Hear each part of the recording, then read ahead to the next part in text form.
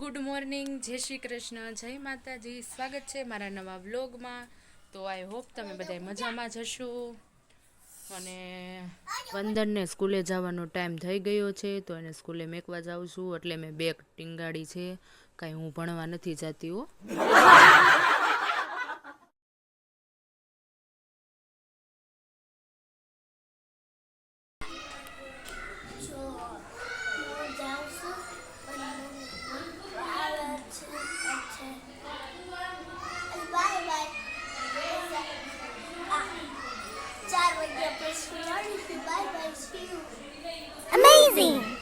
તો હવે વંદન ગાડી ઉપર બેસી ગયો છે અને હવે સ્કૂલે જાય છે, અને એને મૂકવા આટલા બધા આવી ગયા છે.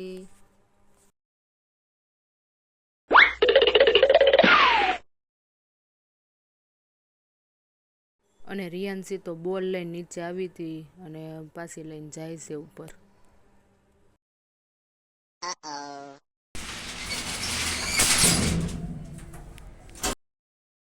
રિયાન્સી ક્યાં ગઈ? રિયાન્સી રિયાન્સી ક્યાં ગઈ? રીવો ક્યાં ગઈ હશે? રીવો રીવો રિયાન્સી ખોવાઈ ગઈ છે, જડતી નથી. અહીંયા કોકનો હાથ નીકળે છે. આ કોનો હાથ હશે? કોનો હાથ હશે?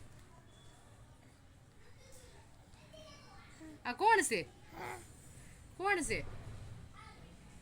મીંદડી છે, મીંદડી.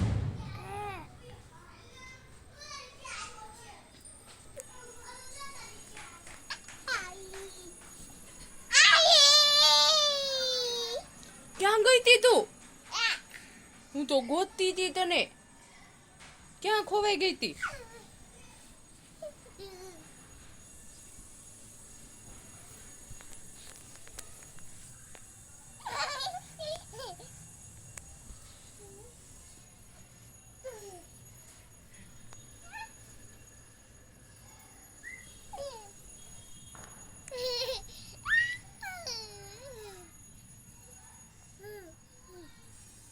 ઉંદડી છો તું? તો મીંદડી છો? રિયાન્સી છો? આ કોનું ઘર છે? તારું ઘર છે આ?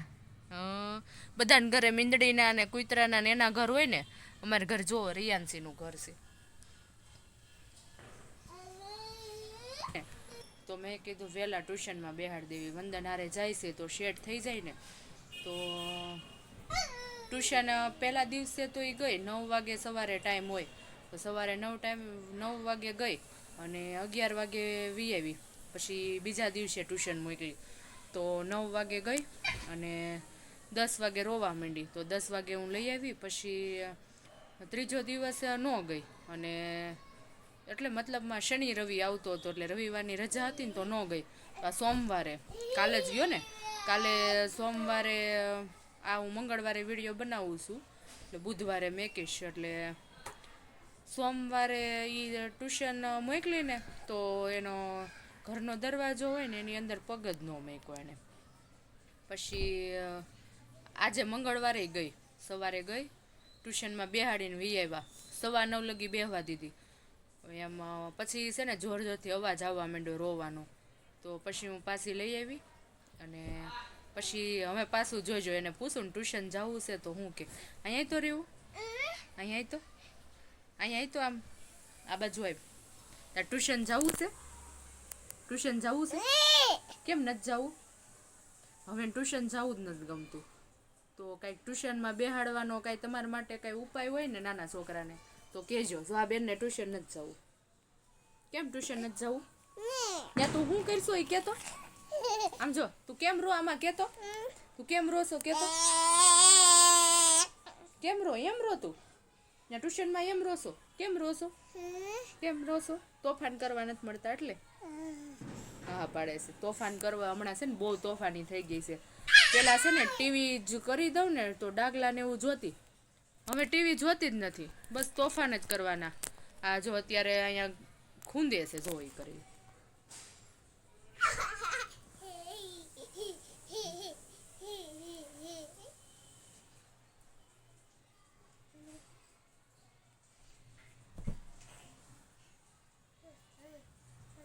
આવા નવા નવા છે ને તોફાન કરતા શીખે છે. વંદનને નવા બૂટ કરાવવા નાખ્યા ને તો એના બૂટ છે ને 1-2 વાર આપણે માપ દેવા જવું પડે. પહેલાં છે ને ઓલા વ્હાઈટ પ્લાસ્ટિક જે ઉપરનું હોય ને એ બનાવે, પછી અંદરનું છે ને એ પછી એના પગ મેકીને જ ફિટિંગ સરખું કરે અને જોવે. તો વંદનને એના પપ્પા અહીંયા માપ દેવા ગયા છે, તો મેં કીધું લાઈને વિડીયો જે આખો દિવસ બનાવ્યો છે તો અત્યારે થોડુંક એડિટિંગ કરી નાખું અને આ બેને હારવાર તોફાન શરૂ કર્યા.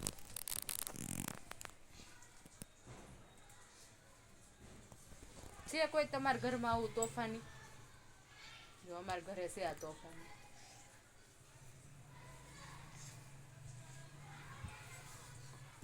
એમાં હંતાવાનું કરે છે.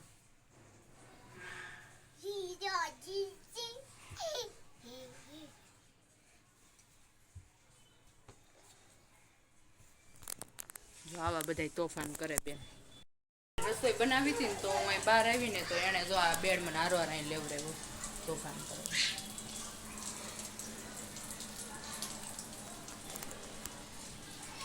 એ બાપ દીકરો આવે ને તમારે રસોઈ તૈયાર રાખવાની છે તો હું રસોઈ બનાવી નાખું. વંદને તોફાન નથી કર્યા ને એટલે રિયાન્સીના તોફાન થોડાક વધારે અમને લાગે. અને વંદન જો અહીંયા બૂટ કરાવવા ગયો હતો ને અહીંયા એના વિડીયા શૂટ કરેલા છે તો એ આવી રીતના અહીંયા પાઇપ પકડીને હાલતો હતો. થોડુંક સારું હાલે છે આમાં. જો અમે આની પહેલાં જ્યારે બૂટ કરાવવા ગયા હતા ને વરસદી પહેલાં, ત્યારે વંદન બિલકુલ ચાલતો જ નહોતો, આ પાઇપ જ નહોતો હાથમાં પકડતો. તો આમાં થોડુંક ચાલે છે એટલે આપણને એટલી ખબર પડે કે આટલી રિકવરી થઈ છે. આ વિડીયો પાછો ઊભો ઉતારેલો છે ને એટલે ખાલી પગ જ લઉં છું, એટલે આખો નથી વંદન લેવાતો.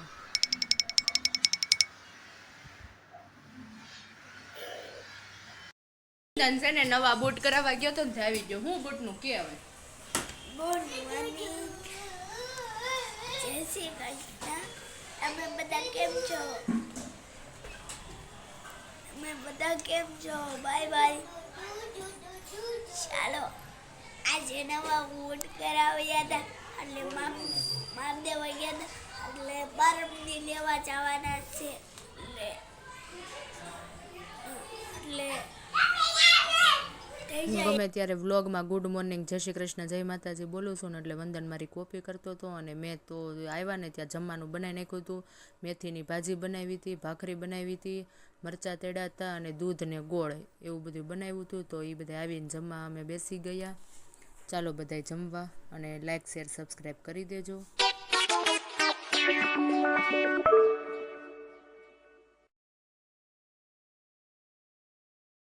અને પછી તો આ બેન એના ભાઈને જમાડતી હતી. જો દાળ ભાત બપોરે બનાવ્યા હતા ને તો એ પડ્યા હતા ને તો એ રિયાન્શી એને ખવડાવતી હતી, વંદનને એને ગોળ ખવડાવતી હતી ને. અને પછી જમી કારવીને કામ કરીને અમે છે ને ડીમાર્ટમાં આવ્યા હતા. થોડીક વસ્તુ લેવાની હતી ને એટલે તો આ ભાઈને ઠેલી આપી હતી ને તો એ ભાઈ ઠેલી પેક કરતા હતા અને મેં અહીંયા વિડીયો શૂટિંગ શરૂ કર્યું. અને આ બાપ દીકરી બે ગાડી મેકવા ગયા હતા તો ગાડી મૂકીને આવતા હતા. આમ આ જો ડીમાર્ટ છે, એમાં અમારે શોપિંગ કરવા જવાનું છે, તો એન્ડ સુધી બન્યા રહેજો.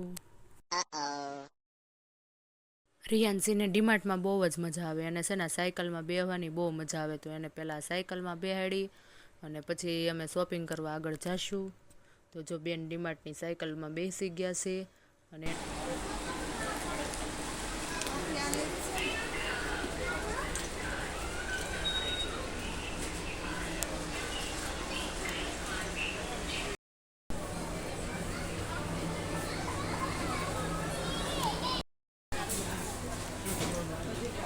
તો અમારે થોડુંક કઠોળ લેવાનું હતું, મગની દાળ ને ચોખા ને એવું બધું, તો અમે અહીંયા લેવા આવી ગયા.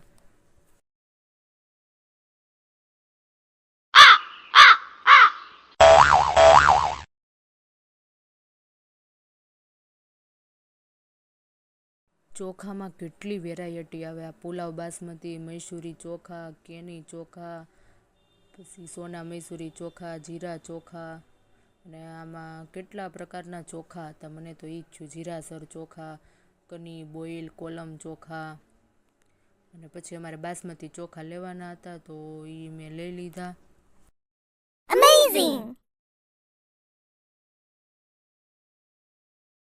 અને ત્યાંથી આગળ આવ્યા ને તો અહીંયા પાછા ચોખાના પ્રકાર લખાતા, બાસમતી ચોખા, બિરયાની ચોખા, તિબાર બાસમતી ચોખા, લચકારી કોલમ ચોખા, અને અહીંયા આગળ પણ બીજા ચોખાના પ્રકાર હતા. 6 અહીંયા હતા ને 6 અહીંયા હતા, એટલે મતલબમાં 12 ચોખાના પ્રકાર હશે. અને પછી આ તેલના ડબ્બા ને એ બધું હતું. અને અહીંયા નાના બાળકની જે વસ્તુ મળે ને, તો અમે એ વિભાગમાં આવી ગયા હતા. મેન તો અમારે છે ને આ ડાયપર જ લેવાના હતા. અમારે અઠવાડિયાને 10 દિવસે તો આ ડાયપરનું પેકેટ લેવાનું જ હોય. શું કામ લેવાનું હોય એ કારણ તમને કહું તો, વંદન છે ને સ્કૂલે જાય, ટ્યુશન જાય, તો એને સ્કૂલે એક ડાયપર પહેરાવીને મોકલવાનું અને ટ્યુશનમાં એક ડાયપર પહેરાવીને મોકલવાનું. પણ અત્યારે છે ને બહુ મોટો પ્રોબ્લેમ થાય છે. પ્રોબ્લેમ એ થાય છે કે ડાયપર 17 કિલો લગીના જ મળે, જ્યારે વંદનનો 21-22 કિલો હશે તો એને એવડા મોટા ડાયપર નથી મળતા. જો એવડા મોટા ડાયપર મળતા હોય ને તો પ્લીઝ મને આ વિડીયોમાં નીચે કોમેન્ટ કરજો. મારે જોઈએ છે વંદન માટે 20 કિલો ઉપરના ડાયપર મળતા હોય. હું બોલી રહ્યું તું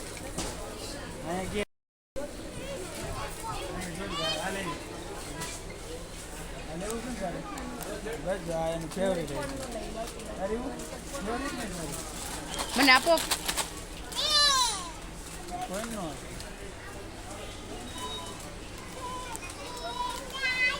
પછી આ સોડાના વિભાગમાં આવી ગયા હતા, પણ સોડા તો લેવાની નથી કારણ કે અત્યારે શિયાળો ચાલે છે. અને પછી જો અત્યારે શિયાળો આવી ગયો ને એટલે આ બ્લેન્કેટ ને એવું બધું પણ આવી ગયું છે.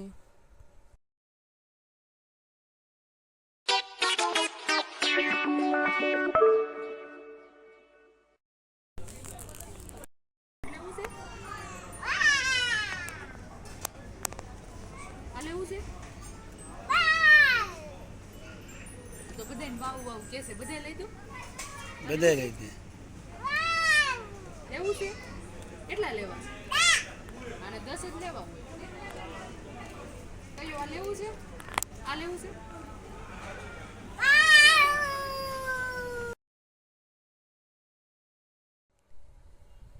પછી આ ગેસ ને કુકર ને ટેબલ ને એવું જોતા જોતા બહાર નીકળી ગયા. અને અહીંયા હિસાબ કરાવવાનો હતો, ત્યાં આવી ગયા.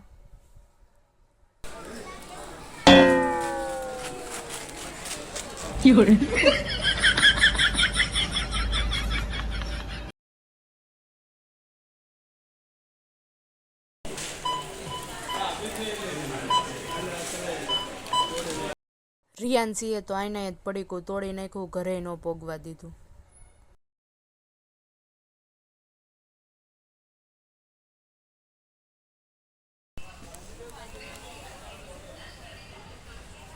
તો ડીમાર્ટને આવજો બાય બાય કહીને હવે આપણે ઘરે જવાનું હતું, તો ઘરે વયા ગયા.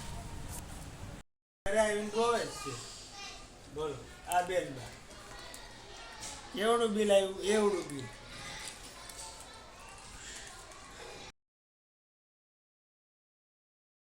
ઘરે આવતાની સાથે જ હું તો તુવેર વીણવા બેઠી, તો છે ને એમાંથી આ ઈડ નીકળી. અને ઈડ કાઢતા તો મને આવડે નહીં, મને બહુ બીક લાગે, એટલે મેં છે ને આ પિયુષભાઈને બોલાવ્યા ઈડ કાઢવા માટે. તો એ તો મારાથી વધારે બીકણા છે, જો લઈ જઈ નહીં શકે.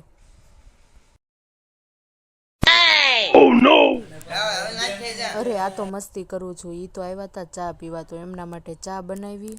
દિવાળીનું બેસવા આવ્યા હતા અને પછી એને ચા આપી. ચા પીધા વગર તો આ મહેમાન જાય એવા હતા નહીં કાંઈ.